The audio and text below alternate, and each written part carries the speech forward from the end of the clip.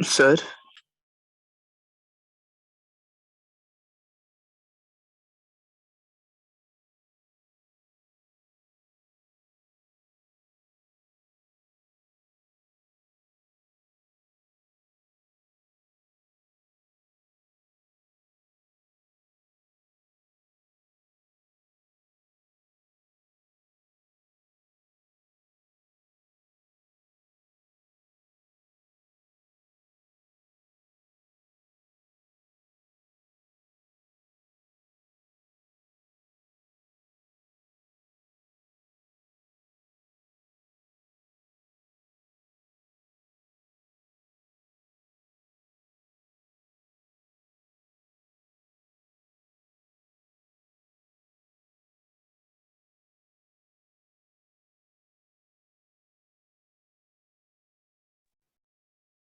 Hello,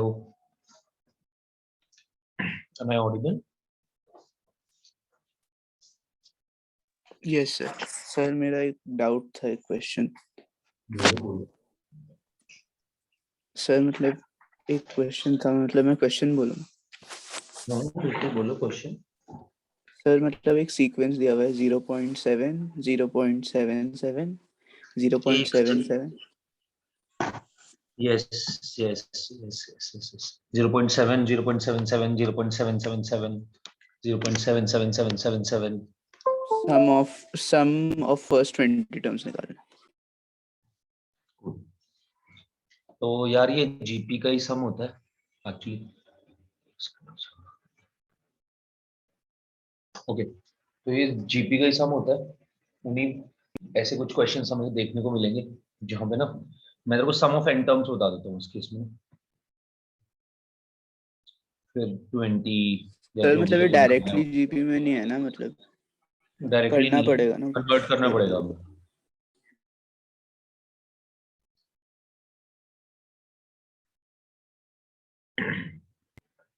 एक बार ये question note कर लो।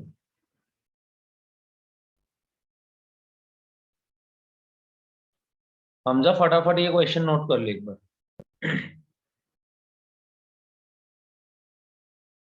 फिर अब इस वाले क्वेश्चन में भी आ जाते हैं। हमने ये क्वेश्चन नहीं करा इस तरीके का, अभी कर लेते हैं। पहले एक क्वेश्चन नोट कर लो फटाफट, फिर हम वापस आएंगे इस क्वेश्चन।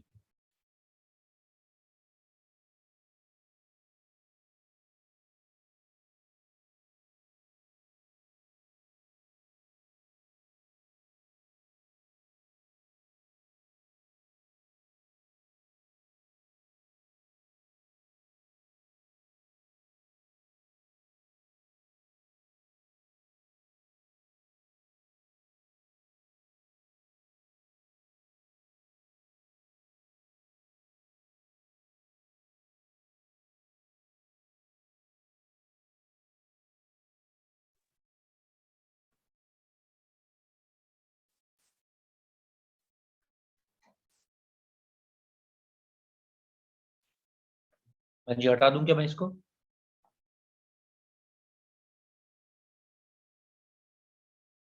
अच्छा, इसे हटाने से पहले पहले पहले इसे सॉल्व करते हैं, उसके बाद उन्हीं जो तूने क्वेश्चन बोले उस पर आते हैं। सर इसमें से कुछ एबीसी एपी जीपी में कुछ नहीं है, फिर सिर्फ यही दिया हुआ है? कुछ नहीं दिया हुआ, नहीं बस। तो हमें दिया हुआ है a plus B plus C 3 है, और a comma B comma C greater than 0 है। ग्रेटेस्ट वैल्यू बतानी है A square B cube C square की। हम लास्ट एएमजीएम पे बेस्ड क्वेश्चंस कर रहे थे, और हमने वहां पे देखा था कि समटाइम्स हम directly AM greater than equal to GM apply कर सकते हैं, और कुछ बार हम सारी वैल्यूज पे AM greater than equal to GM लगा के नहीं निकाल पाएंगे जो हम निकालना चाहते हैं। तीन में से दो दो के सेट उठा के उन पे लगा सकते हैं। अब ये एक डिफरेंट टाइप का क्वेश्चन, यहाँ पे मैं सम दिया हुआ है और प्रोडक्ट की मैक्सिमम वैल्यू पूछी गई है। पहले तो आप ये देख सकते हैं, तो AM greater than equal to GM यहीं पे लगेगा। अब यहां पे कैसे लगेगा? लेट्स से आप ए बी सी लेते हैं, आपने ए बी सी तीनों पे A M greater than equal to GM लगाया, तो ये बनना चाहिए था A plus B plus C divided by 3 is greater than equal to A B C का होल क्यूब। आप ये करते भी हैं तो भी आपको कुछ नहीं मिलेगा। क्यों? क्योंकि ग्रेटेस्ट वैल्यू पूछी गई है A square B cube C square की। अगर आप इसका क्यूब भी करते हैं दोनों तरफ, चलो a प्लस बी प्लस सी की वैल्यू 3 दी गई है, तो 3/3 1 हो जाएगा, और ये हो जाएगा ABC का होल क्यूब रूट। आपने क्यूब किया तब भी 1 का क्यूब तो 1 ही रहेगा, और ये बन जाएगा ABC। अब आप किसी अब आप इसकी कोई भी पावर लेंगे तो a² b³ c² कभी नहीं बन पाएगा यार, सॉरी, इसलिए नहीं बन पाएगा क्योंकि b की पावर एक ज्यादा है, a और c की पावर तो सेम है। तो लेट्स से आप इसका स्क्वायर भी करते हो तो 1 is less than equal to a² b² c² ही आएगा। आपको निकालनी है greatest value a² b³ c² की, नहीं निकल पाएगा, आप इस एक्सप्रेशन को बना ही नहीं पाएंगे। तो पहली चीज, अगर इसमें हम डायरेक्टली लगाते हैं m greater than equal to g, कुछ नहीं बनेगा। अगर आपने लगा के लिख भी दिया है तो लिख दो नीचे क्रॉस, कुछ नहीं हो पाएगा इससे। और ये चीज मैंने अभी आपको करके दिखाई कि बनेगा नहीं, a² b³ c² चाहिए मेरे को gm की टर्म में, वो नहीं बन पाएगा। तो ऐसे केसेस में हम क्या करते हैं, हम ये देखते हैं कि हमें क्या दिया हुआ है और किसकी ग्रेटेस्ट वैल्यू निकल पा रहा है। Let's say a² b³ c² की, मतलब इस केस में a² b³ c² की ग्रेटेस्ट वैल्यू निकाल रहा है। किसी और केस में या सेम इसी क्वेश्चन के लिए मैं किसी और चीज की भी ग्रेटेस्ट वैल्यू पूछ सकता हूँ, पूछूंगा इनफैक्ट अभी। बट उससे पहले आपको ये समझना पड़ेगा कि जब हमें सम की कोई वैल्यू दी गई हो और प्रोडक्ट की मैक्सिमम वैल्यू पूछ रहा हो और directly am greater than equal to gm ना लग रहा हो तो कैसे लगाना है। तो आपको ये समझना है सबसे पहली चीज तो कि ग्रेटेस्ट वैल्यू किसकी पूछ रहा है। a² b³ c² की ग्रेटेस्ट वैल्यू पूछ रहा है, यानी कि इसका ये मतलब है मैं gm में सब चीजों का प्रोडक्ट लेता हूं। अगर gm में सारे नंबर्स का प्रोडक्ट लूंगा तो कुछ ऐसा बनना चाहिए कि 2 तो a आ जाए, क्योंकि 2 a का प्रोडक्ट लूंगा तो a² बन जाएगा, 3 b आ जाए और 2 c आ जाए। तो मैं क्या करता हूं ऐसे केसेस में, हमें क्या करना होता है, आप a plus B plus C equal to 3 को ब्रेक करो and break it in such a way कि आपके पास gm वाली टर्म a² b³ c² आ जाए। तो मैंने सोचा कि a² कैसे आएगा जब 2 a मिलेंगे, तो मैंने इस a को, ये जो a प्लस बी प्लस सी लिखा हुआ है, मैं इसको ऐसे लिख रहा हूं, ध्यान से देखना जरा, a/2 प्लस a/2, मैंने a को 2 पार्ट्स में ब्रेक कर दिया, a/2 एंड a/2, इसलिए करा क्योंकि अभी इनका प्रोडक्ट लूंगा तो वो फिर a² बन जाएगा। b³ चाहिए यानी कि 3 b चाहिए, मैंने b को 3 पार्ट्स में ब्रेक करा, b/3 plus b/3 plus b/3, और c² चाहिए तो c को भी 2 पार्ट्स में ब्रेक करा, c/2 एंड c/2। मैंने कहा ये वैल्यू भी तो 3 के ही बराबर है, क्योंकि मैंने ऊपर वाली इक्वेशन चेंज थोड़ी करी है, मैंने ऊपर वाली इक्वेशन को थोड़ा सा मॉडिफाइड फॉर्म में लिखा, यानी कि मैंने इसमें 7 टर्म बना दी और अब मैं इन 7 टर्म्स पे am greater than equal to gm लगाने वाला हूं।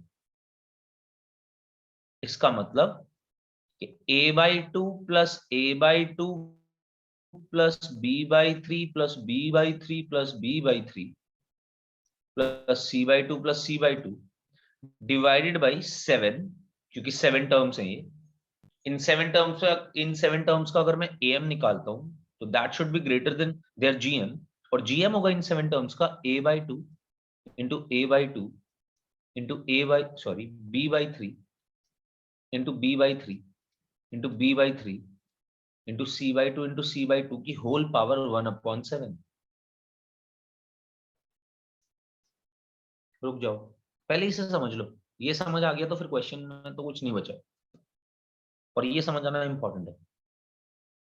जब भी हमें सम कोई वैल्यू के इक्वल दिया गया होगा और प्रोडक्ट की मैक्सिमम वैल्यू पूछ रहे हैं, greatest value of a² b³ c², तो we have to break our sum into the parts जो भी ग्रेटेस्ट वैल्यू में पूछे गए हैं।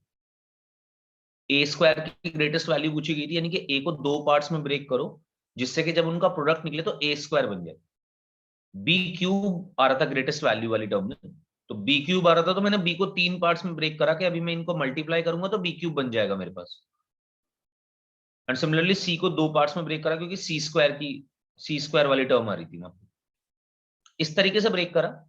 राइट लेफ्ट हैंड साइड पे तो आपके पास ये वैल्यू एक्चुअली जो आपको सम दिया गया है वही है, ये तो 3 है, तो ये बना 3/7 is greater than equal to A square B cube C square और नीचे बना 2 की पावर 4 3 का cube to the whole power 1/7।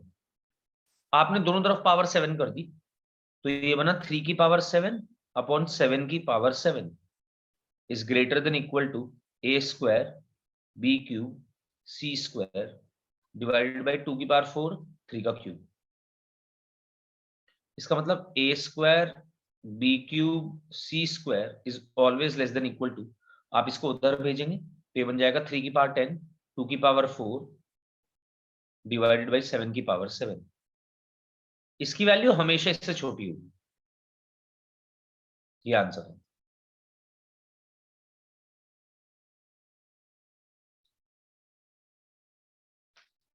पर आपको यहाँ पे ब्रेकिंग का प्रोसेस समझना पड़ेगा, ब्रेक कैसे करना है। ब्रेक कैसे करना है ये डिपेंडेंट होगा पूरा पूरा कि किसकी ग्रेटेस्ट वैल्यू निकालनी है, कितने ए चाहिए, कितने बी चाहिए, कितने सी चाहिए।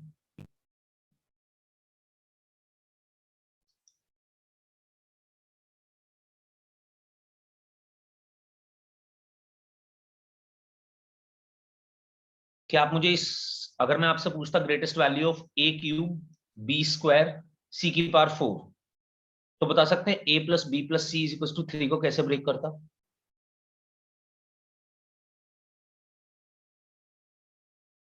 मुझे राइट हैंड साइड पे 3 ए चाहिए, 2 बी चाहिए और 4 सी चाहिए। तो मेरे को अपने सम को इस फॉर्म में ब्रेक करना पड़ेगा कि 3 ए मिल जाए, 2 बी मिल जाए, 4 सी मिल जाए। डायरेक्टली ए प्लस बी प्लस सी पे कुछ लगा के कुछ नहीं मिलेगा, एएमजीएम।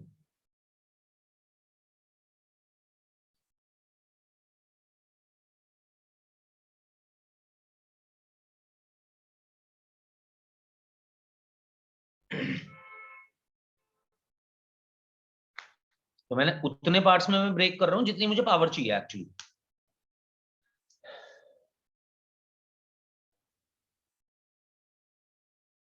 बताइए कैसे ब्रेक करूं A plus B plus C is equal to 3 को?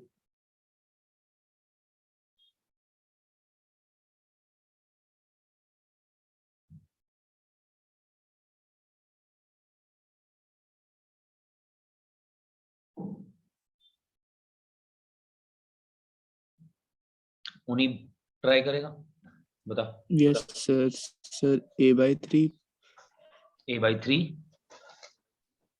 Plus a/3 plus a/3 cool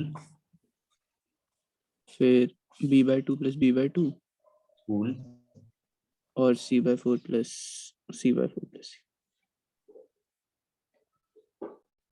plus c/4 plus c/4 yes sir. 4 है ना। सी को 4 पार्ट्स में ब्रेक करना पड़ेगा। यशिका और हमजा, ये बात समझ आई? Yes sir. Yes sir.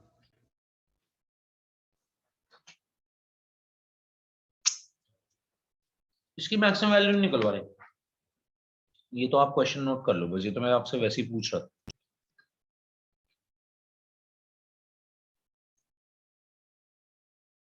आगे बढ़ूंगा, एक क्वेश्चन और पूछूं।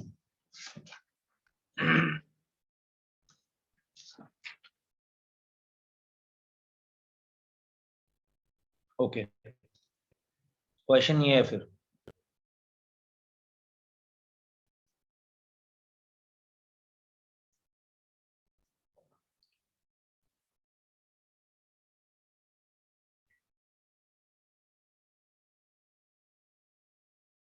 तीनों पॉजिटिव नंबर्स हैं तो आप am greater than equal to gm आराम से लगा सकते हैं। मुझे इसकी ग्रेटेस्ट वैल्यू बता दीजिए आप।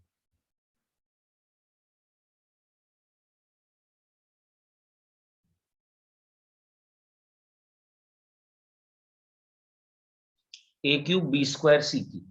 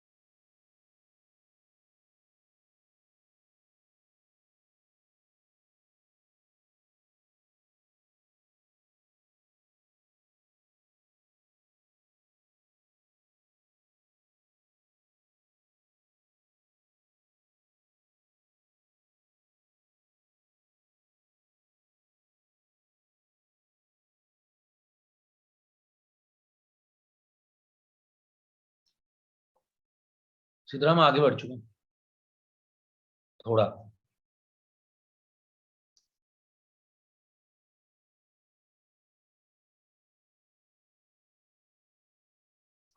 तो AMGM वाले क्वेश्चन ही कर रहे हैं। एक क्वेश्चन तो तेरा निकल गया, ये समझ ले, क्योंकि हम वो कर चुके हैं। अभी उसका एक एग्जाम्पल और कर रहे हैं बस।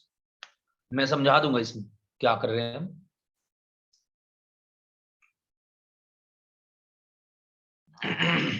सर मेरे पास तो लिंक ही नहीं आई थी और मैंने पूछा भी था और रिप्लाई इतना लेट किया और लिंक भी अभी भेजी है। तेरे पास ऐप नहीं है क्या? हाँ ऐप है, वो व्हाट्सएप पे भेजते मुझे।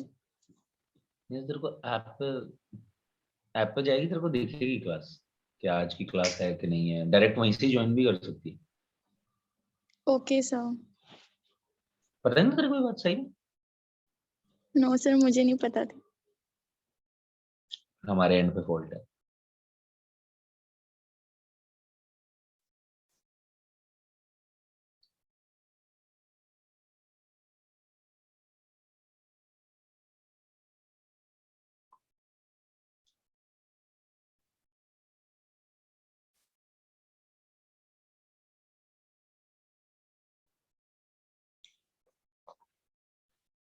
तो सिद्रा कुछ ऐसे क्वेश्चंस होते हैं जिसपे ना हमें सम की कोई वैल्यू दे देनी, लेट्स से ये, और पूछेंगे हमसे ये बताओ जी। अभी लास्ट क्वेश्चन हमने यही किया। जब तक ये लोग क्वेश्चन कर रहे हैं मैं तेरे को कॉन्सेप्ट समझा देता हूँ। तो सम की वैल्यू दे देंगे, प्रोडक्ट की कुछ मैक्सिमम वैल्यू पूछेंगे। तो हमें क्या करना है, अब देख डायरेक्टली अगर तू A B और C तीन क्वांटिटीज तेरे को दी हुई हैं, बोला गया है तीनों पॉजिटिव हैं, तीनों का सम मिला के 3 है, मुझे बताओ greatest value of A square B cube C square क्या होगी। अब तुमने लगाया AM greater than equal to GM। AM greater than equal to GM कहता है कि भाई ABC तीन वैल्यूज हैं, अगर आप उस पर AM निकालोगे उसका, जो कि आएगा तीनों का sum divided by 3 greater than equal to तीनों का प्रोडक्ट टू दी पावर 1/3, वहां से तेरे को कुछ नहीं मिलेगा। क्यों नहीं मिलेगा ये भी समझ ले। A plus B plus C की वैल्यू तो तेरे को 3 दी गई है, तो 3/3 1 हो जाएगी, और ये बन जाएगा ABC की पावर 1/3। तूने होल क्यूब भी करा पूरी सिचुएशन का, तो दोनों साइड क्यूब करने पे ये 1 का क्यूब 1 ही रहेगा, ABC की पावर 1/3 का क्यूब ABC बन जाएगा। तुझे A square B cube C square की मैक्सिमम वैल्यू चाहिए। कभी भी ऐसा नहीं हो पाएगा, तू कोई भी पावर ले ले ABC की, कभी भी ऐसा नहीं हो पाएगा कि B की पावर 3 हो और A स्क्वायर और C स्क्वायर हो, यानी कि ABC तीनों की पावर ही अलग अलग दी गई है। तो ऐसे केसेस में हम क्या करते हैं, हम directly GM AM greater than equal to GM नहीं लगाना शुरू करते, ये गलत स्टेप था। हम A को उतने पार्ट्स में ब्रेक कर देते हैं सिद्रा, जितनी पावर लिखी हुई है यहाँ पे। A स्क्वायर लिखा हुआ है, यानी कि मुझे A को 2 पार्ट्स में ब्रेक कर देना चाहिए।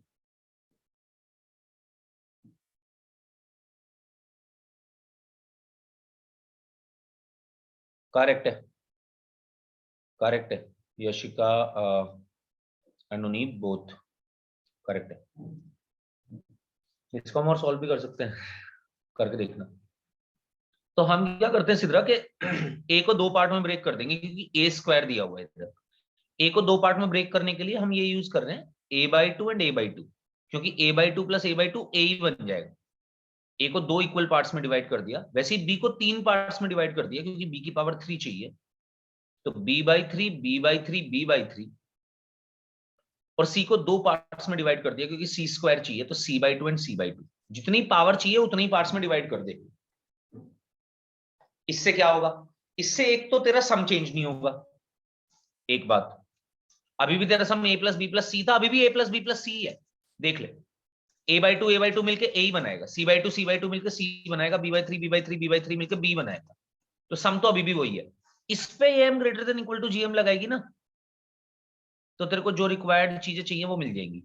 जैसे अब ये 7 क्वांटिटीज हो गई, 7 क्वांटिटीज पे AM लगा रही है, तो all sum of all 7 divided by 7 is greater than equal to product of all 7। जब तू प्रोडक्ट ऑफ ऑल 7 निकालेगी तो ये बनेगा A square upon 2 square, B cube upon 3 cube, और C स्क्वायर अपॉन 2 स्क्वायर। बोल, ये बात समझ आई? सारों का प्रोडक्ट निकाला है बस मैंने। Yes sir. To the whole power हो जाएगा 1 upon number of elements. Number of observations जो कि है 7, तो टू दी होल पावर 1/7। देखिए ये तो हमें पता ही है, सम 3 है, तो ये बन जाएगा 3/7 is greater than equal to a² b³ c², जो आपको चाहिए था एक्सप्रेशन वो मिल गया। नीचे बना 2 की पावर 4 3 की power 3 to the whole power 1/7, तो दोनों तरफ पावर 7 करेगी, तो ये बन जाएगा कुछ ऐसा, और इधर बन जाएगा a² b³ c², यहां से 7 पावर हट जाएगी, 2 की पावर 4 और 3 की पावर 3 को उधर भेज, तो वैल्यू आ जाएगी a² b³ c² की वैल्यू 2 की पावर 4 3 की पावर 10 अपॉन 7 की पावर 7 से हमेशा छोटी होगी, तो ग्रेटेस्ट वैल्यू इसकी ये आ जाएगी। तो कहने का मतलब ये है कि ऐसे कुछ क्वेश्चंस होंगे जहां पे तेरे को सम की मिनिमम, सम की वैल्यू फिक्स दी गई होगी, और कुछ कुछ करके पावर्स की वैल्यू की ग्रेटेस्ट, मतलब पावर्स को ग्रेटेस्ट वैल्यू पूछ रहे होंगे। उस केस में तेरे को ऐसा ब्रेक करना है इस पूरे फंक्शन को या इक्वेशन को, जो भी पावर्स चाहिए उनके हिसाब से ब्रेक करना है।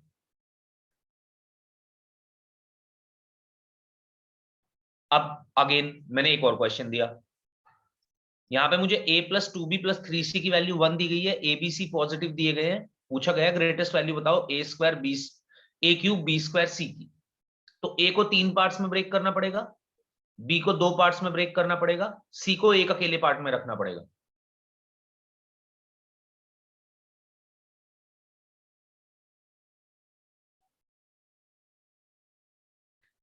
ये लिखा तूने या मैं हटा दूं, ये बता दे बस मुझे। सॉल्यूशन करते हैं फिर इस क्वेश्चन को जो दिया गया है। लिख लिया sir.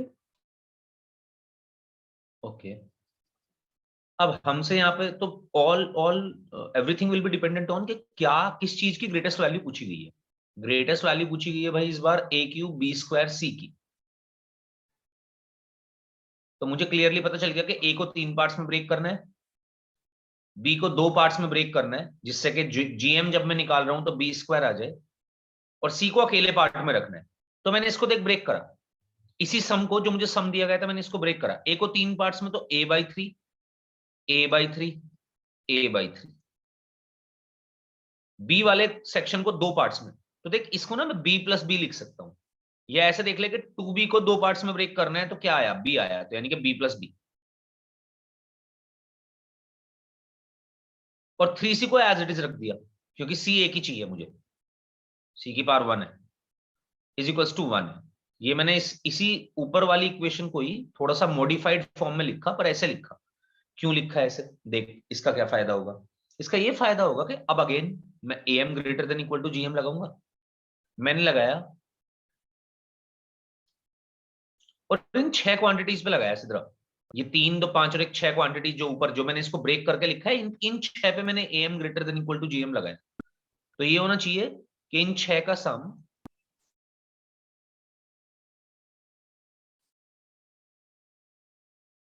Divided by 6 should be greater than equal to इन 6 का प्रोडक्ट टू दी पावर 1/6, यानी कि a/3 a/3 a/3 प्रोडक्ट करता जाऊंगा तो a/3 का तो बन जाएगा होल क्यूब, b का बन जाएगा होल स्क्वायर इंटू 3c की होल पावर 1/6।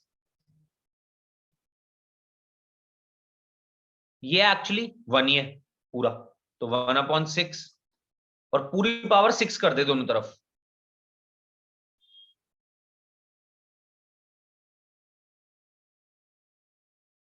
सॉल्व करके ये बनेगा देख, यहाँ पे 3 क्यूब है, यहाँ पे 3 है, एक 3 कैंसिल हो जाएगा, 3² बचेगा, तो यानी कि मुझे यहां से ये पता चल गया a³ b² c की मिनिमम वैल्यू 3² यानी कि 9, 1 की पावर 6 विल बी 6 और 6 की पावर 6 इज 6, ये बन जाएगा, ये इसकी ग्रेटेस्ट वैल्यू होगी।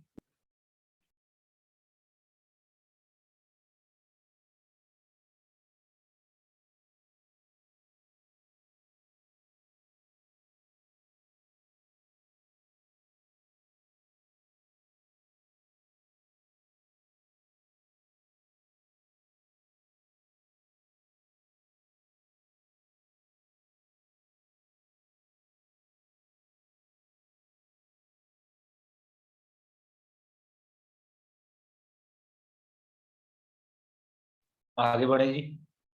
ये हुआ थर्ड टाइप ऑफ क्वेश्चन एएमजीएम का।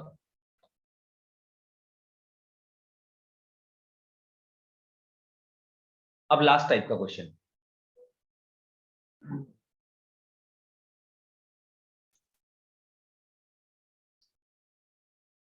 जैसे कि हमें ये दे दिया,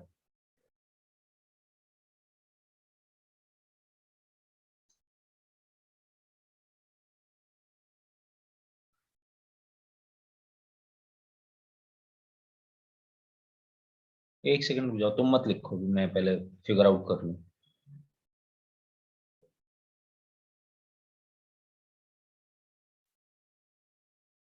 ठीक है, आप लिखना शुरू कर सकते हैं।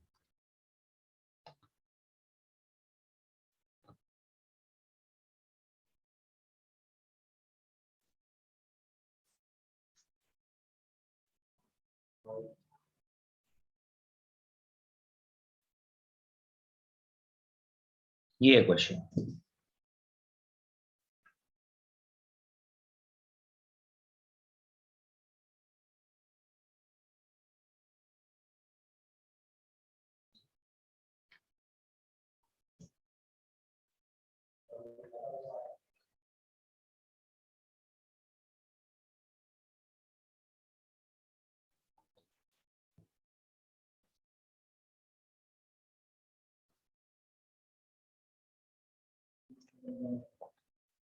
तीन नंबर्स दिए हुए हैं, तीनों पॉजिटिव हैं क्योंकि ए ग्रेटर देन 0 दिया हुआ है। हमसे पूछा गया मिनिमम वैल्यू ऑफ द सम।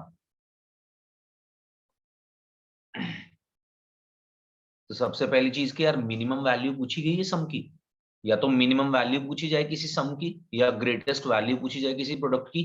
तो हमें ये बताया गया है कि AM greater than equal to GM can be a useful concept. चलो लेट्स ट्राई दिस कि AM greater than equal to GM इस पे लगाते हैं। हमने लगाया, हमने कहा यार तीन क्वांटिटीज हैं और पूछा भी हमसे ये गया है कि इसके सम की मिनिमम वैल्यू, तीन क्वांटिटीज तो शुड बी डिवाइडेड बाय 3, तीनों पे AM greater than equal to GM लगाया। लिखो मत, बस समझो मेरे साथ। Sorry not -3, it should be 3।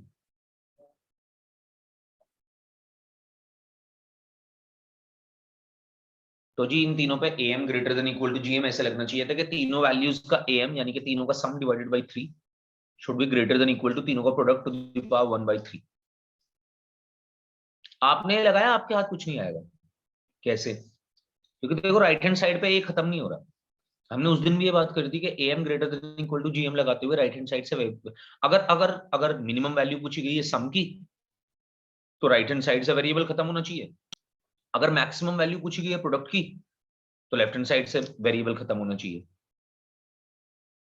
एक तो हमने सीधे सीधे क्वेश्चन देख लिए सबसे पहले तो, और थर्ड टाइप के क्वेश्चन जो देखे वो देखे कि जहां पे लेफ्ट हैंड साइड से हम वेरिएबल को एलिमिनेट कर देते हैं, लेफ्ट हैंड साइड को ही मॉड्यूलेट करके मॉडिफाई करके राइट हैंड साइड बना लेते हैं। अब इस बार क्वेश्चन थोड़ा डिफरेंट है। इस बार लेफ्ट हैंड साइड को इस तरीके से मॉडिफाई करना है कि राइट हैंड साइड से पूरा खत्म हो जाए। अभी वेरिएबल बचेगा, आप चेक करो राइट हैंड साइड पे a² बच जाएगा आप सॉल्व करोगे। a की पावर -2 है, a³ a भी है, आप इसको सॉल्व करोगे a² बचेगा। मुझे नहीं चाहिए भाई a², क्योंकि a के टर्म में आंसर थोड़ी देना है, कांस्टेंट के टर्म में आंसर आएगा कुछ ना कुछ। तो मैं क्या करूंगा, मैं इस am greater than equal to GM को ऐसे ना लगाते हुए इस तरीके से लगाऊंगा कि राइट हैंड साइड पे पूरा a खत्म हो जाए। अब पूरा a खत्म कैसे हो? a की पावर पॉजिटिव में 4 है, तो नेगेटिव में भी मेरे को उतनी ही पावर बनानी पड़ेगी a की, यानी कि -4, जिससे कि a पूरा का पूरा फिनिश हो जाए। कैसे बनाऊं? इसको ऐसे लिख ले, 2a की पावर -2 है ना, इसको ऐसे लिख, a की पावर -2, a की power -2 plus a³ plus a। अब ये चार क्वांटिटीज हो चुकी हैं, चारों का sum divided by 4 should be greater than equal to चारों का प्रोडक्ट टू द पावर 1/4। तुझे जो वैल्यू निकालनी थी देख वो भी आ गई, तुझे ये वाली वैल्यू चाहिए थी, कि भाई इनके सम की मिनिमम वैल्यू क्या होगी। देखा, आ गया इनका sum should be greater than equal to, यहां पे देख सारी ए की पावर्स खत्म हो गई, ए की पावर भी -4 भी बनी और ए की पावर 4 भी बनी, ए की पावर खत्म, 1 बचा, 1 की पावर 1/4 इज 1, 4 को उधर भेज दिया, यानी कि हमें पता चल गया इनके सम की मिनिमम वैल्यू ये होगी। सर ये एक बार और बता दीजिए। बिल्कुल सिद्रा, जब भी एक तरह, एक तो हुआ कॉन्सेप्ट लेफ्ट हैंड साइड से वेरिएबल फिनिश करने का, एक हुआ कि राइट हैंड साइड से कैसे हटाना है वेरिएबल। राइट हैंड साइड से वेरिएबल हटाने के लिए हमें ए की उतनी पावर्स नेगेटिव में चाहिए जितनी ए की पावर्स पॉजिटिव में चाहिए। अगर तू देख डायरेक्टली इस पे am greater than equal to gm लगाती है तो वो बनेगा 2a की पावर -2 इंटू ए की पावर 3 इंटू ए की पावर 4। तूने सॉल्व करा तो ये बना 2 तो एज इट इज, ए की पावर -2 को ए की सॉरी ए की पावर 4 नहीं, ए की पावर 1, इन तीनों पे लगा रहा हूं am greater than equal to gm। तो जब तू इनका gm निकाल रही होगी तो वो कुछ ऐसा आएगा इन तीन क्वांटिटीज का, जिसमें ना हमारे पास ए स्क्वायर बच जाएगा अंदर। हमारा टारगेट है इसको हटाने का, ए नहीं आना चाहिए, नो। जिसके भी सम की मिनिमम वैल्यू पूछी गई है आंसर तो कुछ ना कुछ कांस्टेंट में ही आना चाहिए, ए में नहीं आना चाहिए। तो मैंने क्या करा, मैंने इस लेफ्ट हैंड साइड को इस तरीके से मॉडिफाई करा कि हमारी ए की पावर्स खत्म हो गई। मैंने 2a की पावर -2 को दो पार्ट्स में ब्रेक कर दिया। देख तू ए की पावर -2 और ए की पावर -2 का सम निकालेगी तो 2a की पावर -2 ही तो आएगा, नहीं? मतलब x plus x 2x yes. आता है, तो ऐसी ए की पावर -2 ए की पावर -2 को ऐड करेंगे तो 2a की पावर -2 आएगा। तो मैंने इसको ऐसे ब्रेक करा, और इसलिए ब्रेक करा इस तरीके से क्योंकि अगर अब मैं मल्टीप्लाई करूंगा ना देख, तो पूरा का पूरा ए खत्म हो जाएगा, राइट हैंड साइड से ए एलिमिनेट हो जाएगा। तो हमने बस ज्यादा कुछ नहीं, हमने 2a की पावर -2 को ब्रेक करके लिख दिया। ब्रेक करने का रीजन क्या था वो मैंने तेरे को अभी समझाया, जिससे कि राइट हैंड साइड पे ए ना बचे। समझ आई बात? Yes sir. नोट करो।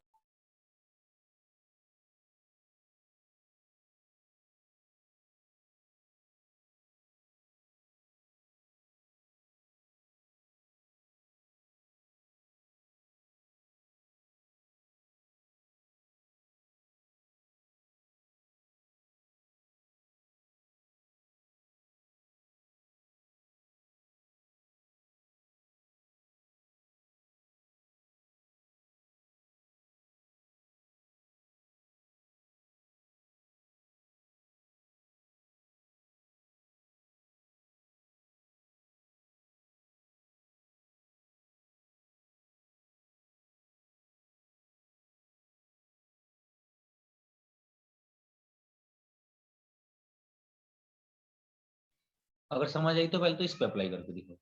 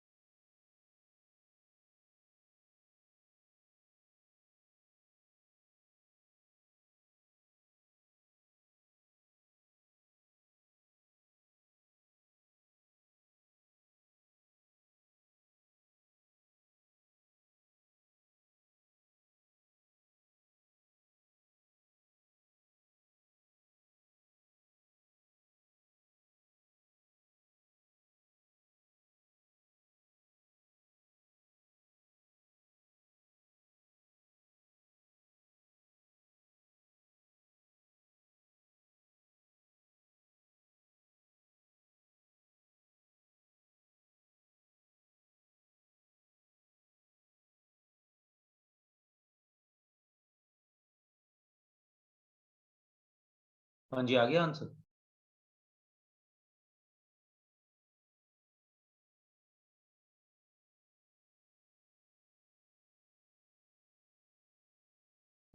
करेक्ट है, गुड। सर 4 ही आ रहा है। 5 आ रहा है, 4 क्यों आएगा? यस सर, एक टर्म ज्यादा। हाँ तो अब हमें फिर से इस पे ऐसे लगाना पड़ेगा कि इस पार्ट को इस तरीके से ब्रेक करें, सम वाले पार्ट को, कि प्रोडक्ट से ए खत्म हो जाए। अच्छा, ए की पावर पॉजिटिव में कितनी बन रही है ये बताओ। प्रोडक्ट करेंगे अगर सबका, तो ए की अगर directly AM greater than equal to GM लगाओ, तो ए की पॉजिटिव पावर्स कितनी बन रही है, सिद्रा बताएगी?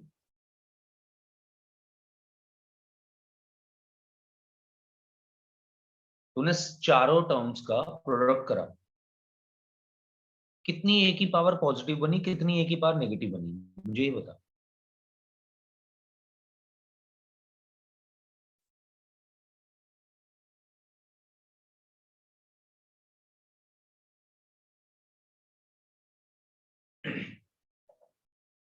अच्छा देख, लेट्स से तूने इस पर directly A M greater than equal to GM लगाया।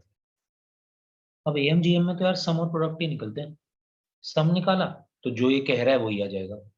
प्रोडक्ट निकाला तो ए की पावर 8, क्योंकि ए की पावर 7 इंटू ए की पावर 1, ए की पावर 8 बनेगा, इंटू 2, और ये ए की पावर -3 और ए की पावर -2 प्रोडक्ट होकर ए की पावर -5 बना देगी। मेरे पास ए क्यूब बच जाएगा अगर मैं डायरेक्टली इस पे A M greater than equal to GM लगाता हूं तो। बट मुझे तो चाहिए नहीं है राइट हैंड साइड पे, क्योंकि मुझे तो इसके सम की मिनिमम वैल्यू निकालनी है, वो तो कोई ना कोई कांस्टेंट आएगी। तो मुझे कुछ इस तरीके से ब्रेक करना पड़ेगा इसको कि ए की पावर अगर पॉजिटिव में 8 है तो नेगेटिव में भी 8 ही बन जाए।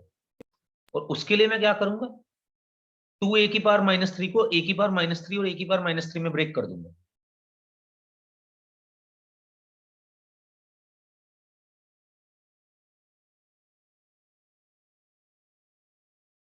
जिससे कि देखो, अब प्रोडक्ट निकालूंगा जब इनका, जब भी मैं मल्टीप्लाई करूंगा तो -8 ही बन जाएगी पावर, डिवाइडेड बाई 5। 5 नंबर्स का A M should be greater than equal to 5 numbers का G M, which would be a की पावर 8 into a की power -8 to the whole power 1 by 5, which implies that 1 to the power 1 by 5, which is 1. So this sum has a minimum value of 5.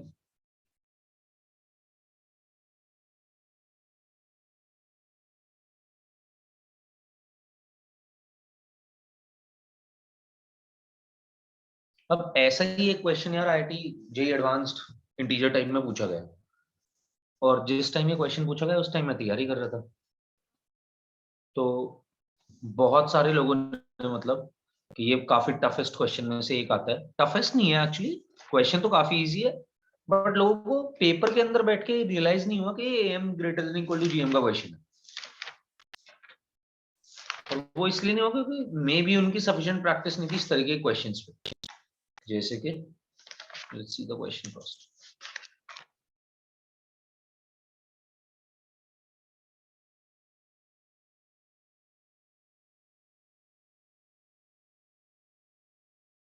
हाँ जी, हटा दूं मैं इसको?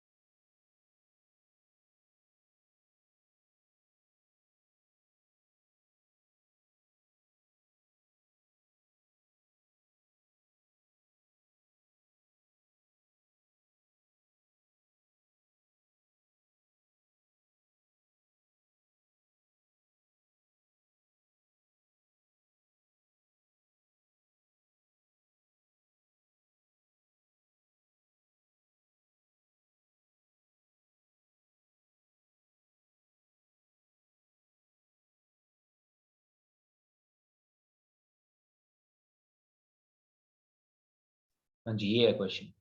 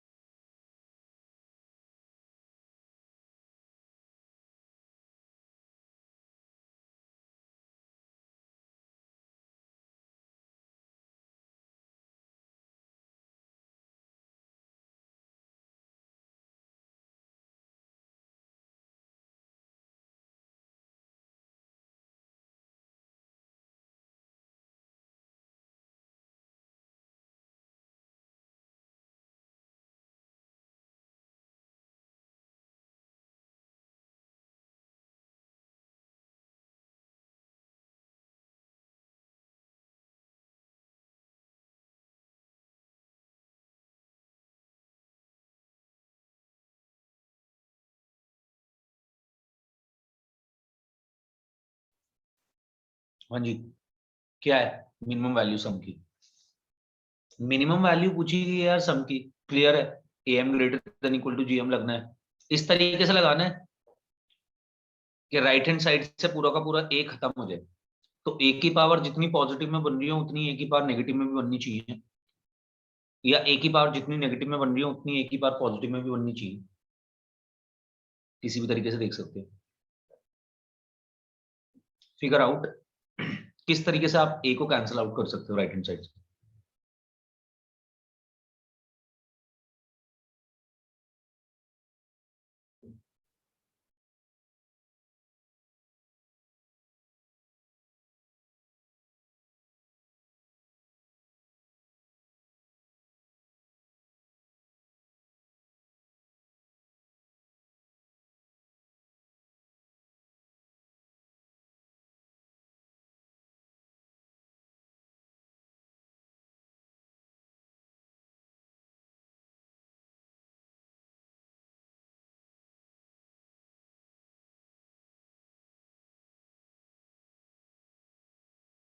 हाँ जी, क्या आया आंसर? करेक्ट है, गुड। ओके, तो हमें इसका सम की मिनिमम वैल्यू चाहिए।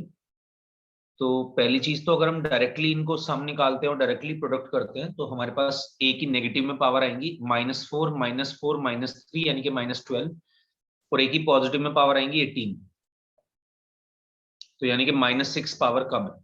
उन्हीं करेक्ट है, गुड। यानी कि मुझे इसको ब्रेक करना पड़ेगा a की पावर -5 प्लस a की पावर -4, a की पावर -3 a की पावर -3 को अगर मैं a की पावर -3 a की पावर -3 a की पावर -3 में ब्रेक कर दूं तो काम हो जाएगा। गुड सिद्रा, अरे क्या बात है, ठीक है, फिर तो तुम सारे ही समझ चुके हो, 80 आंसर राइट, क्योंकि मैं ऐसे ब्रेक करना चाहिए था। और ये बाय द वे मैं तुम्हें बता दूं कि लाइक 97-98% लोगों से क्वेश्चन सॉल्व नहीं होता जो पेपर के अंदर बैठे हुए थे। काफी लोग ये क्वेश्चन सॉल्व नहीं कर पाए because most of them were unaware of the fact कि यहाँ पे am greater than equal to gm लग रहा है। और जिसको पता भी था कि am greater than equal to gm लग रहा है तो कैसे लगाना है ये नहीं पता था। चार ही वेरिएशन होते हैं, यही चार वेरिएशन है, इसके अलावा कुछ नहीं है। एक जब डायरेक्ट लग जाएगा जिसका कहीं क्वेश्चन नहीं आएगा, बस वो तो हम तुम्हें फॉर्मूला लगाना सिखाएंगे। दूसरा जहाँ पे तीन में से दो दो के पेयर्स पे लग रहा होगा और उसकी कई प्रॉब्लम्स बन सकती हैं, नॉट जस्ट वन जो मैंने कराई। तीसरा के सम को कुछ ब्रेक करना पड़ रहा होगा। तीसरे और थर्ड और फोर्थ दोनों में ही सम को ब्रेक करना पड़ता है, बट इस तरीके से करना है कि एक बार तो जो राइट हैंड साइड में चाहिए वो बना ले, और एक बार मतलब दोनों बारी जो चाहिए राइट हैंड साइड में वो बना ले, बट एक बार जो चाहिए वो बताया जाएगा कि ग्रेटेस्ट वैल्यू बताओ इसकी, यानी कि प्रोडक्ट की ग्रेटेस्ट वैल्यू पूछी जा रही होगी और सम गिवन होगा, और एक बारी के सम की मिनिमम वैल्यू पूछी जा रही होगी। तो उस टाइम पे प्रोडक्ट से पूरा का पूरा वेरिएबल हटाना है, ये ध्यान रखना है। किस तरीके से हटा सकते हो इसके हमने कुछ एग्जांपल्स कर।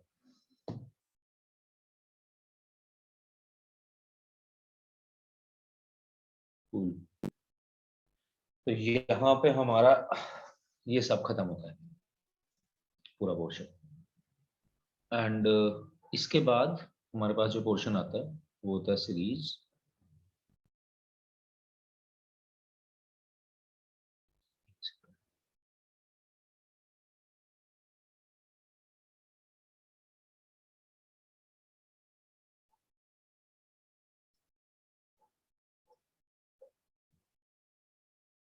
तो सबसे पहला जो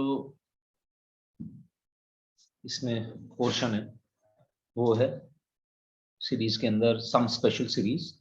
सबसे पहले तो सीरीज कैसी बनती है, सीरीज तो हम देख ही चुके हैं कि सीक्वेंस के टर्म्स के साथ ही कोई ना कोई सीरीज बनेगी, और कैसे बन रही होगी, या तो उनको ऐड कर देंगे या उनको सब्ट्रैक्ट कर देंगे, कुछ ना कुछ इस तरीके से करते हुए। बट बिफोर दैट ये सारी चीजें तो हम सीरीज के बारे में बात कर रहे होंगे, आपको ये चार चीज समझने की जरूरत है। एक, आप इन चारों को याद कर लो। फर्स्ट ऑफ ऑल मार्क कर देता हूँ, मतलब ये वो चीज नहीं है जिसे आप छोड़ सकते हैं, क्योंकि इसके बिना सीरीज नहीं हो पाएगा, टू बी वेरी ऑनेस्ट।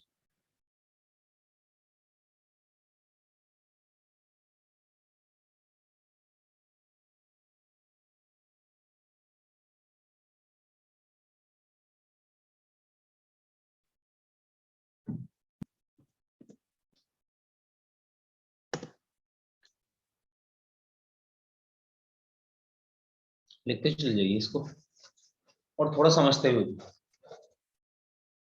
पहले वाला sum of first and natural number से सिग्मा में कैसे कन्वर्ट करा, मोस्ट इंपोर्टेंटली चारों सीरीज को पहले देख लीजिए, फिर क्वेश्चन लिख लो। और उसके बाद सबसे पहली चीज मैं आपसे पूछने वाला हूँ कि ये सिग्मा को सिग्मा में कैसे कन्वर्ट करा है। डू यू अंडरस्टैंड सिग्मा और नॉट? क्योंकि सिग्मा भी हमारा अगले 2 चैप्टर्स में फिर काफी यूज हो रहा होगा, तो you need to understand the sigma. Sigma की प्रॉपर्टीज लिखी हुई है क्या हमने क्लास में? नो। ओके, तो इस क्वेश्चन को लिखने से पहले रुक जाना, अगर लिखी हुई है तो बता दो तब तक, पर इस क्वेश्चन को नहीं लिखना है फिर, इससे पहले प्रॉपर्टीज ऑफ सिग्मा हम लिखेंगे।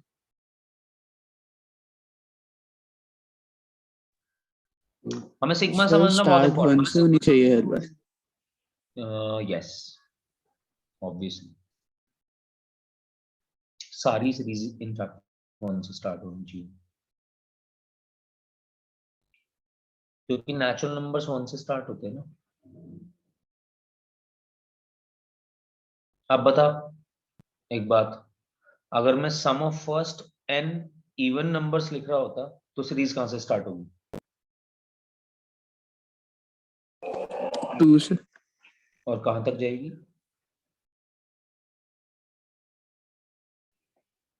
And infinity. n तक।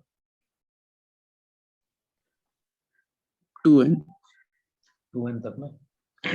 फर्स्ट n ऑड नंबर्स देखने हैं, sorry first n even numbers देखने हैं, तो पहला नंबर 2 होगा, दूसरा 4 होगा, मतलब आधे नंबर्स गिने जाएंगे ना, आधे इवन होंगे, तो 2n वाला nth इवन नंबर होगा एक्चुअली 2n।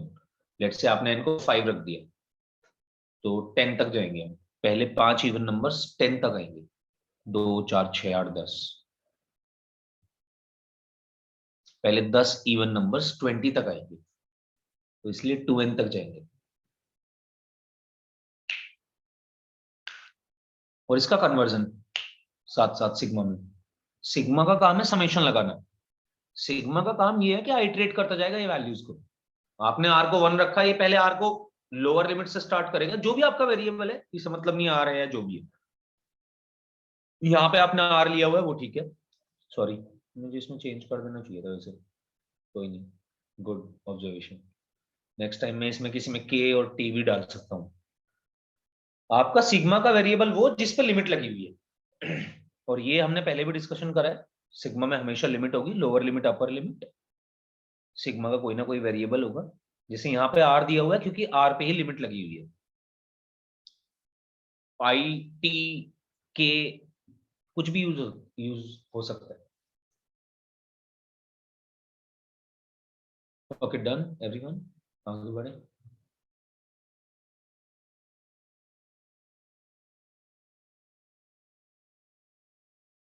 फटाफट लिख ले।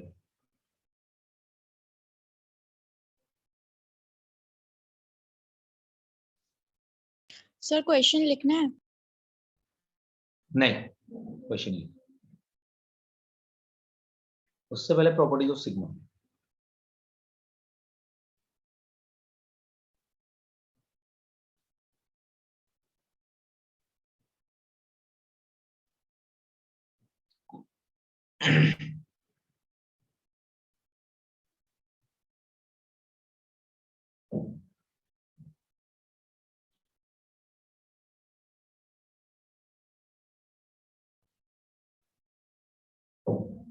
तो यार एक तो ये समझ लो कि ये 4 सीरीज कैसे बनी है, ये बात जानना इंपॉर्टेंट होगा, बट सबसे इंपॉर्टेंट बात ये है कि इनका रिजल्ट आपको याद होना चाहिए। मतलब सीरीज के केस में ये तो बहुत ही आसानी से, मतलब ऐसे ऐसे धड़ल्ले से यूज हो रही है, ये हर दूसरे क्वेश्चन में ना ये सीरीज का यूज होगा, तो आपको इनको चारों को याद करना है। पहले वाला था sum of first n natural numbers 1 से लेके n तक का सम, दूसरे वाला था इनके स्क्वायर्स का sum 1 square plus 2 square plus 3 square, तीसरे वाला था इनके क्यूब्स का sum 1 cube plus 2 cube up to n cube, और लास्ट वाला था n ऑड नंबर्स। वैसे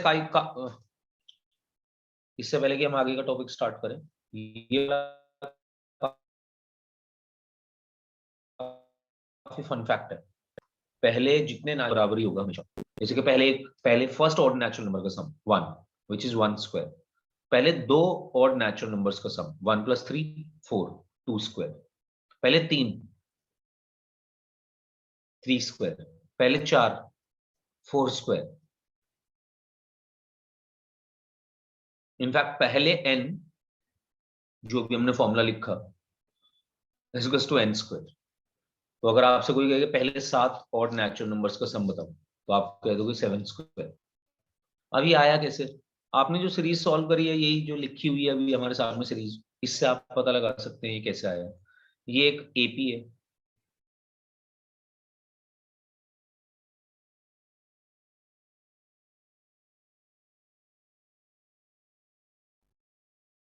तो किसी ने ऑब्जर्व करा कि ये एक एपी है और जिसका फर्स्ट टर्म पता है, लास्ट टर्म पता है। Am I audible? Yes, sir. Yes, sir.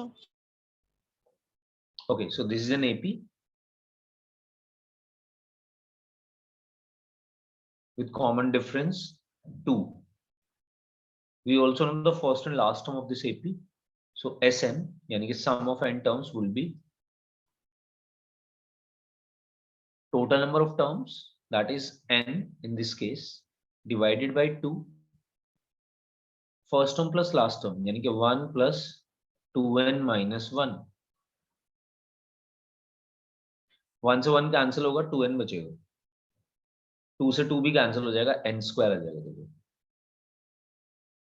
तो यहां से हमें पता चला कि sum of first n odd natural numbers will always be equal to n square. So you want to find out sum of first 11 odd natural numbers, that would be 11 square. ये काफी fun fact है, right? इसे भी याद रखना है। Series की तरह तो याद नहीं है, ये तो फन फैक्ट ही है, बट मैं तो इसे ऐसे ही कंसिडर करता हूँ।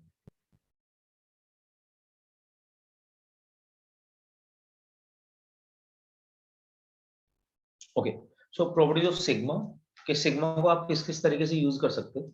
आपको सिग्मा के बारे में ये सारी बातें पता होनी चाहिए।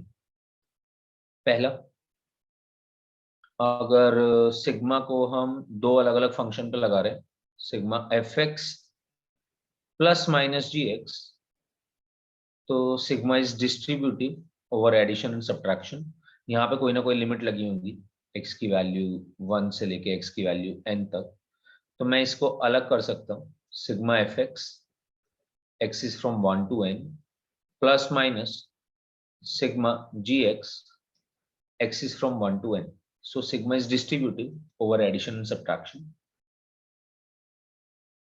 But इसी के साथ साथ ये समझना भी important है कि sigma is not distributive over multiplication or subdivision. यानी कि आप इसको ऐसे नहीं लिख सकते, no.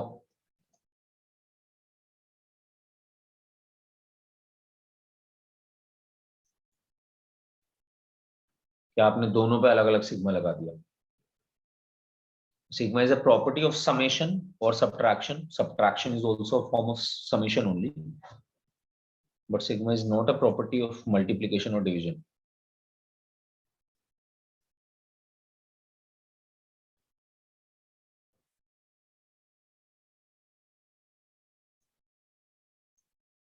Similarly, सिग्मा की वैल्यू अगर x की वैल्यू 1 से लेके n तक गई है और ये fx अपॉन g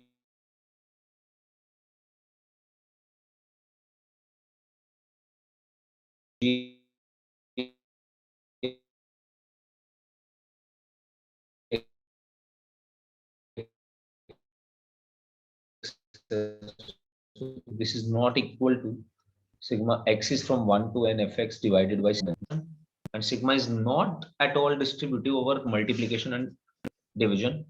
दूसरी बात ये समझना इंपॉर्टेंट है कि अगर सिग्मा के अंदर कोई कांस्टेंट आया तो वो कैसे बिहेव कर रहा होगा। तो दो तरीके हो सकते हैं कि कांस्टेंट के साथ साथ वो वेरिएबल भी है जो सिग्मा में है, यानी कि सिग्मा की वैल्यू वेरिएबल के साथ साथ चल रही है, तो ये क्या करेगा, के बाहर आ जाएगा और आप अपना कांस्टेंट मतलब बाहर निकाल सकते हो आप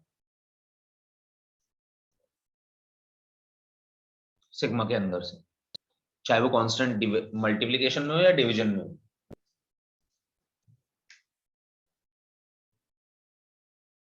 बट यहीं पे अब ये बात समझो, सिग्मा एक्स इज फ्रॉम 1, अगर सिर्फ और सिर्फ वेरिएबल है तो क्या होगा? तो होगा ये कि x की वैल्यू आप 1 डालोगे, 1 डालोगे तो कुछ नहीं मिलेगा आपको यहां से, यहाँ पे तो x है ही नहीं, x नहीं है यानी कि k मिलेगा। आपने x को 1 रखा, आपको आंसर k मिला, ये आ गया k। फिर आपने x को 2 रखा, सिग्मा क्या करेगा? सिग्मा x की वैल्यू 1 से लेके n तक लेके जाएगा एक एक करके, राइट? एक एक करते हुए वैल्यू लेके जाएगा।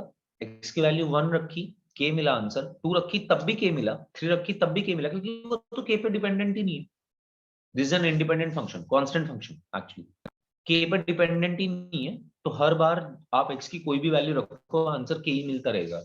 यानी कि k कितनी बार k मिलेगा? जितनी बार x की वैल्यूज रख सकते हो। कितनी बार x की वैल्यू रख सकते हो? लोअर लिमिट से लेके अपर लिमिट तक, यानी कि total number of terms of sigma.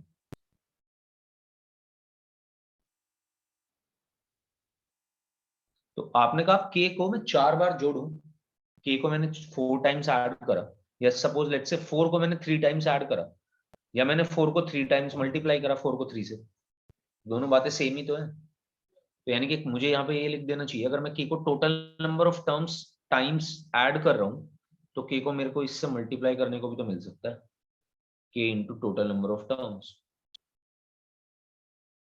Total number of terms in this case are n, so this should be kn, but ऐसा सर्टेन नहीं है कि हर केस में total number of terms n ही होंगी। ये तो इसलिए क्योंकि x की वैल्यू 1 से स्टार्ट हुई थी n तक गई, यानी कि 1 से स्टार्ट हुई 10 तक गई तो 10 टर्म्स हो गई। बट ऐसा जरूरी नहीं है। कि आप मुझे ये बता सकते हैं इसमें कितनी टर्म्स होंगी? x की वैल्यू 3 से लेके 8 तक गई, कितनी टोटल नंबर ऑफ टर्म्स होंगी इस सिग्मा के अंदर?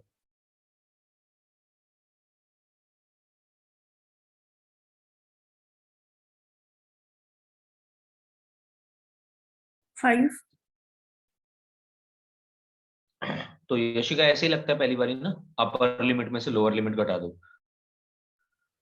ये बता के अगर तू अपर लिमिट में से लोअर लिमिट घटाएगी तो यहाँ पे n-1 टर्म्स नहीं होनी चाहिए थी, कितनी निकली? n निकली ना, n-1 थोड़ी ना थी। तो इसको ऐसे देखा कर, जब x को एक बार 3 रखेंगे, फिर 4, फिर 5, फिर 6, फिर 7, फिर 8, तो x की वैल्यू 3 से लेके 8 तक लेके जाएंगे। एक्चुअली हमने क्या करा, अगर हम 1 से छोड़ रहे हैं ना, तो उस टर्म तक ही तो छोड़ रहे हैं ना जो उससे पहले आ रही है, यानी कि x की वैल्यू 3 तो हम रख ही रहे हैं, x की वैल्यू 2 तक हमने सारी टर्म्स छोड़ दी, तो पहली 2 छोड़ दी। टोटल अगर x की वैल्यू 1 से स्टार्ट होती तो 8 होती, बट x की वैल्यू 3 से स्टार्ट हुई, इसका ये मतलब हुआ कि हमने 2 टर्म्स छोड़ी, यानी कि 6 बची है।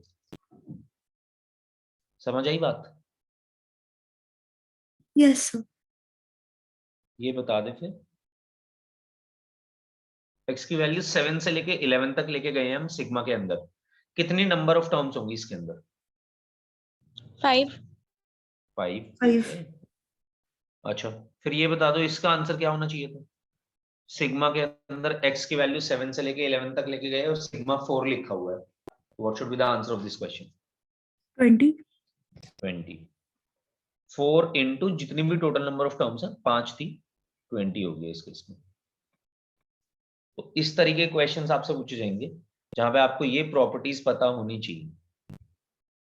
सिग्मा की प्रॉपर्टीज हम यूज कर रहे होंगे, तो sigma is distributive over addition and subtraction, क्योंकि सिग्मा का काम ही वही है, but sigma is not distributive over multiplication और डिवीजन। अगर कोई वेरिएबल, अगर कोई कांस्टेंट होगा, किसी फंक्शन के साथ है तो डायरेक्टली बाहर निकल जाएगा, और अगर अकेला है तो टोटल नंबर ऑफ टर्म्स से मल्टीप्लाई होकर बाहर निकल जाएगा। सर ये सेकंड लास्ट वाला फिर से बता दीजिए, आपकी वॉइस चली गई। k इंटू एफ एक्स वाला, yes sir. k into F x में हम ये बोल रहे हैं कि लेट्स से तेरा देख ये ऐसा कुछ सिग्मा आया, sigma 3r, r is from 1 to n, तो इसमें पहले 3 को बाहर निकाल ले, कांस्टेंट को 3 बाहर निकालेगी तो ये बचेगा सिग्मा, सॉरी मैं इसे r नहीं मैं k लिखना चाहूंगा, कोई रीजन नहीं है पर्टिकुलर, बस यही है कि तू ये समझ ले कि कोई भी हो हमारे लिए तो वेरिएबल ही है, हमें कोई फर्क नहीं पड़ता, वेरिएबल को कोई भी नाम दो आप, हमारे लिए सब वेरिएबल है। हम वेरिएबल को समझते हैं, हम k और x को नहीं समझते, मैं ये कहना चाह रहा हूँ। वेरिएबल का नाम कोई भी दिया जा सकता है, वो अलग बात है, जनरली हम x y z देते हैं, बट k r t कुछ भी दे सकते हैं वेरिएबल को नाम। तो तो अगर सिग्मा 3 के लिखा हुआ है के की वैल्यू 1 से लेके n तक है, तो मैं ये कह रहा हूँ कि 3 को तो बाहर निकाल ले शुरुआत में ही, क्योंकि 3 एक ऐसा कांस्टेंट है जो इसके साथ मल्टीप्लिकेशन में है। कांस्टेंट अगर मल्टीप्लिकेशन या डिवाइड में है, अगर यहाँ पे 4 भी होता अपॉन में, तो 3/4 को बाहर निकाल लो, k बचा बस अंदर, और k की वैल्यू 1 से लेके n तक है। इसका मतलब ये है कि हम k की वैल्यू 1 से रखना स्टार्ट करेंगे, n तक जाएंगे, k की वैल्यू 1 रखेंगे, अंदर वाला फंक्शन बन जाएगा 1, 2 रखेंगे 2, 3 रखेंगे 3, और बीच में समेशन लगता जाएगा। तो this is nothing but 3/4, 1 + 2 + 3 up to n। 1 से लेके n तक का सम का फॉर्मूला हमें पता है, n × n + 1/2। तो आंसर ये हो जाएगा। तो कहने का मतलब ये है कि अगर कांस्टेंट किसी भी फंक्शन के साथ मल्टीप्लिकेशन में है तो कांस्टेंट को बाहर निकाल ले, वेरिएबल बदले तो उससे कंफ्यूज नहीं होने का है कि k था, हमने तो r देखा था, या हमने तो t देखा था, व्हाटएवर। इस तरीके से इसको लिख सकते हैं। समझ आई बात? Yes sir. ओके जी, एक सेकंड रुक जाओ जरा, मैं इसे हटा दूं क्योंकि मेरे को ये रखना पड़ेगा।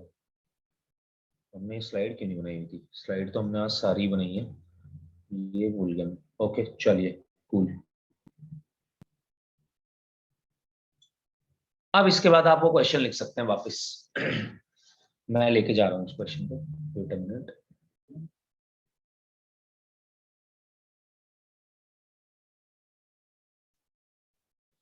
जब आपने प्रॉपर्टीज ऑफ सिग्मा लिख ली है, तो उसके बाद आप ये क्वेश्चन लिख लीजिए। क्वेश्चन लिखने के बाद आपको मेरे साथ दो बातें समझनी है। सीरीज में, सीरीज को सॉल्व करने के लिए हमें क्या क्या स्ट्रॉन्ग चाहिए।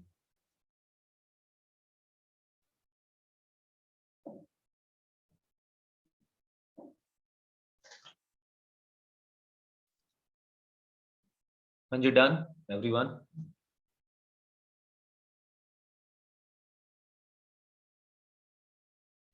Okay.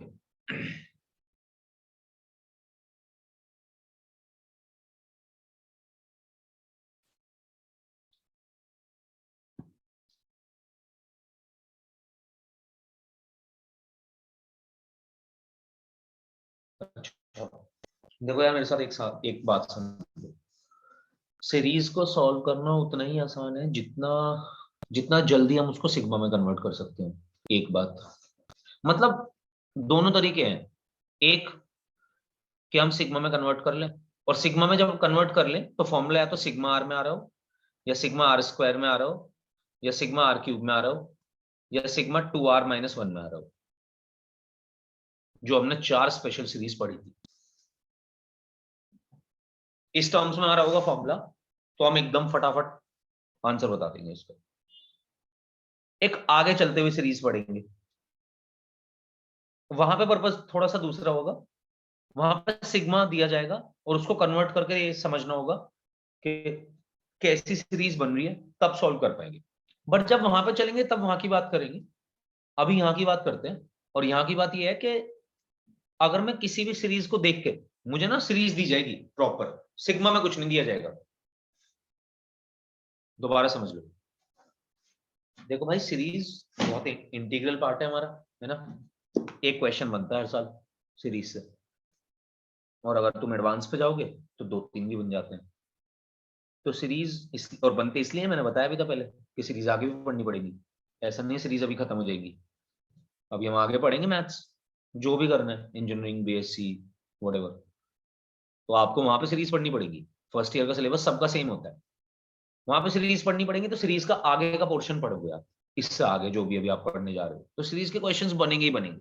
वो चाहते हैं, दिस इज अ रिक्वायरमेंट, कि आप सीरीज को अच्छे से समझ पाए। सीरीज को अच्छे से समझ पाए तो उसके लिए 2 पार्ट्स में सीरीज बटी होगी आपकी, जो अभी जेई लेवल की सीरीज है। एक पार्ट हम आज समझने जा रहे हैं, जिसमें हमें क्या होगा कि सीरीज को हमें डायरेक्टली किसी फॉर्म में दिया होगा। जैसे मैंने अभी आपको जो क्वेश्चन लिखवाया है, उसमें देखो हमें सीरीज की अलग अलग टर्म्स दी गई हैं और उनको एडिशन में दिया हुआ है।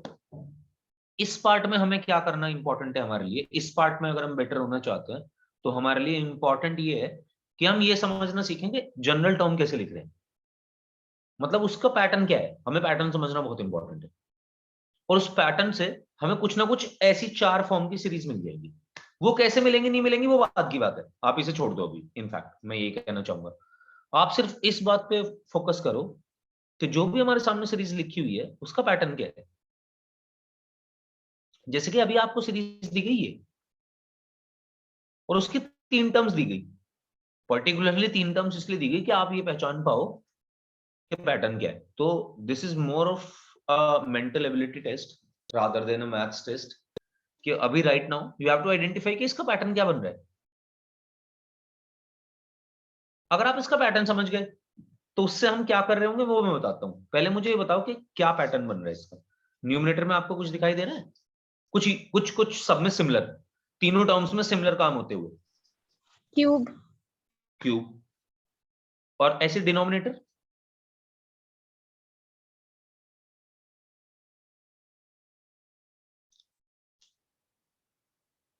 हर Okay. Bar next Sum odd of odd natural numbers. Her bar next odd number add कर रहे हैं, है ना। मतलब ऑड नंबर्स का सम लिखा हुआ है नीचे। अगर आपको ऐसे समझना है, चलो मैंने माना कि हाँ जी हमें हम मतलब एक्सप्रेस नहीं कर पा रहे खुद को कि कैसे ये मतलब हमें समझ आ रहा है, हमें समझ आ रहा है, बट हम एक्सप्रेस नहीं कर पा रहे कि क्या इसकी नेक्स्ट टर्म होनी चाहिए। मतलब सॉरी, क्या नेक्स्ट टर्म नहीं होनी चाहिए, कि कैसे हम इसको डिफाइन करें। अगर कोई हमसे पूछेगा कि कैसे डिफाइन करें तो वो हमें नहीं पता। But can you right the fourth term of this series T4? What should be the T4? ये बताओ। 4 into 4 plus 1 by 2 whole square. Okay, good Sidra, good. उससे पहले वाले स्टेप पे आप ज्यादा आगे पहुंच गई थी। पहले थोड़ा सा पहले आ। दैट्स करेक्ट जो तूने बोला, बट थोड़ा सा पहले आ। मेरे को प्रॉपर सीरीज बता। मैं इसी फॉर्म में लिखना चाहता हूं इसको जैसे ये लिखी हुई है अभी।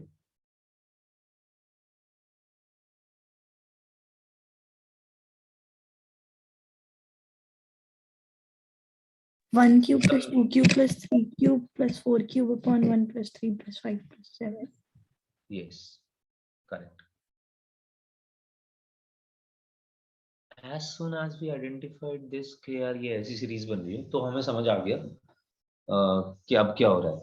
अब हमें ना इस पैटर्न को समझते हुए इसकी जनरल टर्म लिखनी है। जनरल टर्म आप हमेशा आर में लिखो, आई में लिखो, के में लिखो, एन में लिखो, जो उसमें लिखना है उसमें लिखो। वेरिएबल तो आप अपना पकड़ो। आपको सबको अपने नाम का पहला लेटर लेना है वो ले लो, मेरे को कोई फर्क नहीं पड़ता उससे, ना इसको कोई फर्क पड़ता। वो ये चाहता है आपको अंडरस्टैंडिंग क्लियर है ना इस बात की कि हाँ ये वेरिएबल है, एक वेरिएबल पे लिमिट लगानी होगी, सिग्मा लगाना होगा, वो सब आप समझ लो। बस आपको ये समझना है। तो मैं फोर्थ टर्म नहीं लिखवाना चाहता था एक्चुअली, मैं इसकी आरएथ टर्म लिखवाना चाहता हूं। वो मेरे लिए इंपॉर्टेंट है, टीआर। क्योंकि उससे क्या होगा मैं अभी बताता हूं, पर पहले टीआर बनाओ। टीआर से मतलब आरएथ टर्म। अब इसके लिए आपको और पैटर्न को थोड़ा सा डीपली समझना पड़ेगा, मतलब डीपली नहीं वही पैटर्न, बट आपको थोड़ा एनालिटिकली समझना पड़ेगा कि फर्स्ट टर्म में 1 क्यूब तक गए हैं, सेकेंड टर्म में 2 क्यूब तक गए हैं, थर्ड टर्म में 3 क्यूब तक गए हैं ऊपर। तो आरएथ टर्म में किस क्यूब तक जाएंगे मुझे ये बता दो जरा।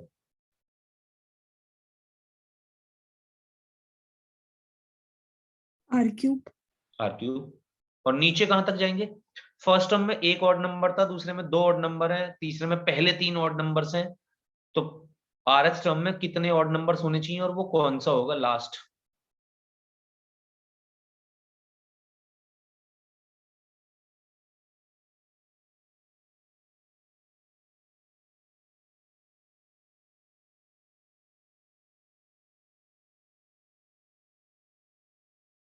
बताओ जी, 10th टर्म में कितने ऑड नंबर्स होने चाहिए थे नीचे? 10. 10। तो आर में भी आर ही होने चाहिए। अब तू आरएथ ऑड नंबर को कैसे लिखेगी? 10th ऑड नंबर को कैसे लिख रही है? अच्छा इसमें देखना, थर्ड ऑड नंबर को कैसे लिख रहे हैं हम? 5 को 2 इंटू 3 माइनस 1, 2n माइनस 1, ये है जनरल टर्म। तो अगर आरएथ को लिखेंगे तो 2r माइनस 1 लिख देंगे ना।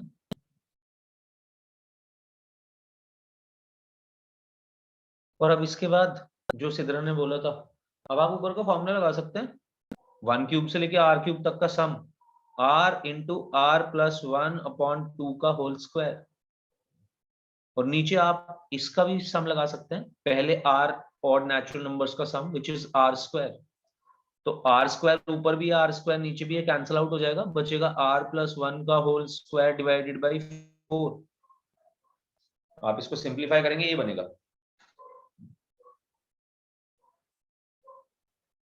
एक बात, और दूसरी बात देख भाई, ये बड़ा इंपॉर्टेंट बात है कि जब भी सम ऑफ n टर्म्स निकालना है किसी भी सीरीज का, और तूने TR निकाल ली यानी कि जनरल टर्म निकाल ली, तो जनरल टर्म पे सिग्मा लगा ना दोस्त। कैसे लगाऊं जी? तुझे सम ऑफ n टर्म्स निकालना है, देख ये निकल जाएगा। TR पे r की वैल्यू 1 से लेके n तक सिग्मा लगा दे। इसका क्या मतलब हुआ? r की वैल्यू 1 रख, क्या बना? T1 first term. r की वैल्यू 2 रख, क्या बना? T2। r की वैल्यू 3 रख, क्या बना? T3, और बीच में समेशन लगता जाएगा। लास्ट में क्या रखेगा? Tn। इन सब का समेशन ही तो है Sn। यही तो निकालना था तेरे को।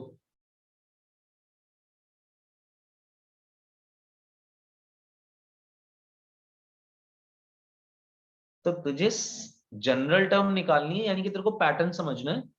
पैटर्न समझते हुए जनरल टर्म निकलेगी, जनरल टर्म के बाद समेशन लगा दे, उसी जनरल टर्म पे सिग्मा लगा दे, वहां से क्वेश्चन सॉल्व हो जाएगा।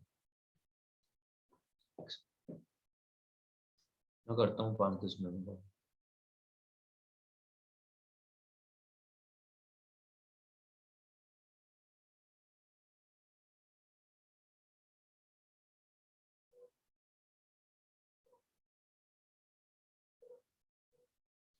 बस जी, आपने जैसी TR निकाली वैसी आपके पास सम आ जाएगा। एक ही क्वेश्चन कराना है, बट इसी से सारे कॉन्सेप्ट सिखाने थे। कॉन्सेप्ट पहला ये सीखना है कि अगर हमें सीरीज की अलग अलग टर्म्स दी गई हैं तो हम उसकी जनरल टर्म बना सकते होंगे। कैसे बना पाएंगे ये हमें फाइंड आउट करना है। या तो पहला मेथड जो भी अभी आपने सीखा कि या तो आपको सीधा सीधा देखने डायरेक्टली दिख रहा होगा, बस आपको पहचानने की जरूरत है। उसने आपको पैटर्न्स में ही टर्म्स दी हुई है, और ऐसे काफी क्वेश्चंस मिलेंगे आपको, मतलब सारे एनसीईआरटी के क्वेश्चन सारे सेम है। आप ये समझ लो कि आपको ये समझना होगा कि जनरल टर्म कैसे लिखें, और कैसे समझोगे? उसने आपको टर्म्स दी गई होंगी, उसी पैटर्न में दी गई होंगी, और तो वहां से आप समझ लीजिए। जनरल टर्म बनाइए, उसको सिंप्लीफाई करिए, और उस पर सिग्मा लगा दीजिए, r की वैल्यू 1 से लेके n तक, तो Sn निकल जाएगा आपका। अब यहाँ पे इस पर्टिकुलर केस में Sn निकालने के दो तरीके हैं, यानी कि सिग्मा को सॉल्व करने के दो तरीके हैं। मैं आपको दोनों से अवेयर कराना चाहूंगा। तो आपने कहा जी मेरे को Sn चाहिए। अगर आपको Sn चाहिए तो यहाँ पे S12 चाहिए था बाय द वे, तो n की वैल्यू बाद में 12 रख देंगे, वो अलग बात है। तो चल मैं रख देता हूँ शुरुआत में, कोई दिक्कत नहीं है। तो S12 चाहिए अगर, तो सिग्मा की value, sigma r is from 1 to 12, हमें ये लगाना है TR, और TR हमारे पास एक्सप्रेशन ऑलरेडी आ चुका है। TR का एक्सप्रेशन क्या है? वो है सिग्मा r प्लस 1 का whole square divided by 4, r is from 1 to 12। एक तरीका इसको सॉल्व करने का, ध्यान से देखिएगा, कि आपने r की वैल्यू 1 से लेकर 12 तक इसमें रखना पुट कर दिया। आपने कहा देखे तो जरा S12 क्या बन रहा है। आपने r को 1 रखा तो ये बना 2 स्क्वायर बाई 4। अच्छा सॉरी, 1/4 तो डिवीजन में ही है ना, बाहर निकाल देता हूं, हर टर्म के साथ आएगा। r की वैल्यू 1 से रखना शुरू करा, ये बना 2 स्क्वायर, प्लस r को 2 रखा, ये बना 3 स्क्वायर, प्लस आपने r को 12 रखा, ये बना 13 स्क्वायर। आपने कहा ऐसा तो फॉर्मूला था हमारे पास भाई, 1 से लेकर 13 तक का स्क्वायर निकलवाना है, हम निकाल देंगे। पर ये आपसे 1 से 13 तक का स्क्वायर तो पूछ नहीं रहा, इसने पूछा 2 से लेकर 13 तक के स्क्वायर्स का सम। तो आपने कहा कोई बात नहीं, 1 स्क्वायर ऐड कर देते हैं, 1 स्क्वायर सब्ट्रैक्ट कर देते हैं। अब 1 से 13 तक के स्क्वायर्स का सम पूछ रहा है, इसका फॉर्मूला है हमारे पास, जो भी लिख के आए थे स्पेशल सीरीज में। क्या है फॉर्मूला जी? आप n की वैल्यू 13 रख दीजिए उसमें, तो यानी कि n 13 into n plus 1 14 into 2n plus 1 that is 27 divided by 6 n n+1 2n+1 divided by 6 और 1/4 तो पूरे के साथ मल्टीप्लीकेशन में -1 स्क्वायर इज 1। ये कुछ सॉल्व होगा यार, इसका आंसर आ जाएगा।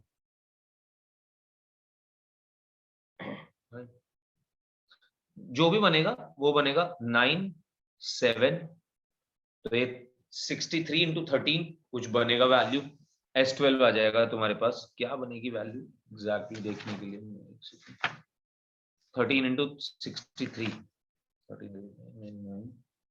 8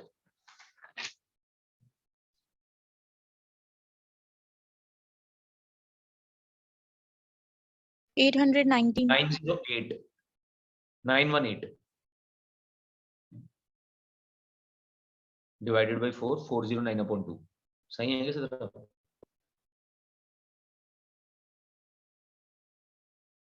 यही बनेगी देख वैल्यू। तो अगर कुछ और बन रही है तो चेक कर लो। एक तरीका तो ये हुआ।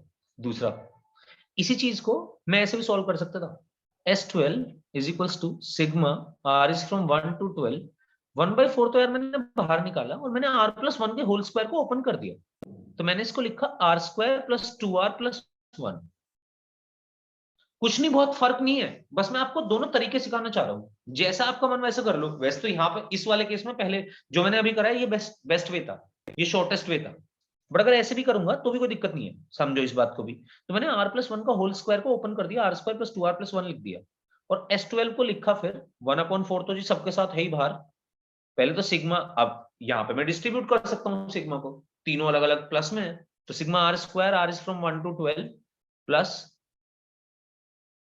1 to 12 प्लस 2 सिग्मा 2r, 2 को भी बाहर निकाल दिया, इसे लिख दिया sigma r is from 1 to 12 r plus 1 के साथ भी लगाया r इज फ्रॉम 1 to 12 और फिर इस पे लगा दिया। ये भी मुझे डायरेक्टली पता है 1/4 r² का सम, यानी कि sum of first 12 natural numbers.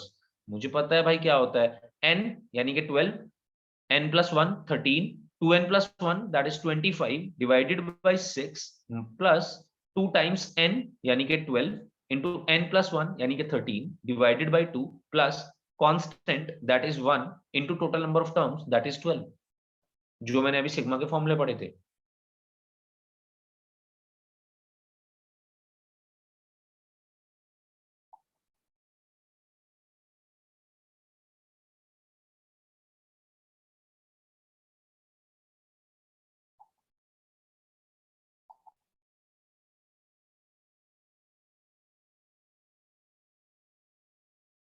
और इसका फिर आंसर निकालेंगे तो वो भी 409/2 ही आएगा। सॉरी यशिका, ये गलत, मिस्टेकनली सेंड। दोनों ही तरीके से सॉल्व करने के किसी भी तरीके से कर सकते हैं और उस केस में भी हमारा आंसर सेम ही आएगा, राइट। चलिए इसके आगे वाला पार्ट हम सीरीज का सॉल्व करेंगे नेक्स्ट क्लास में। कुछ टाइप की सीरीज और बची हुई है बस। तो ये वो केस था बट जब हम जनरल टर्म को डायरेक्टली निकाल सकते हैं।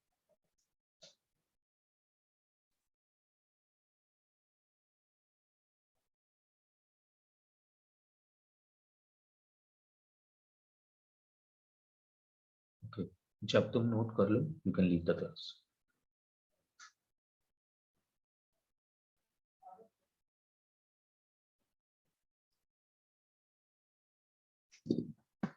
Thank you, sir.